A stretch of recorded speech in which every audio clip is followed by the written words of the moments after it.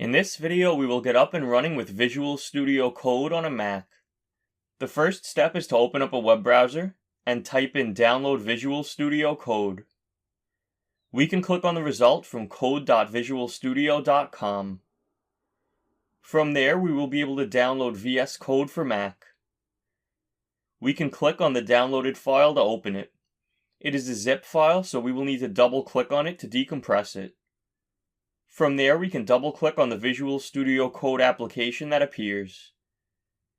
Next, we will install the extension to run C++ code, which we can do by opening up the extensions pane, which is the fifth icon down on the left side, and searching for C++ in the search bar.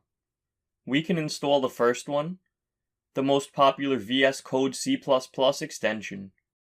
If we get prompted to install the recommended extensions for C++, we can click the Install button. After a moment, we will be up and running with everything we need to run C++ code on our Mac.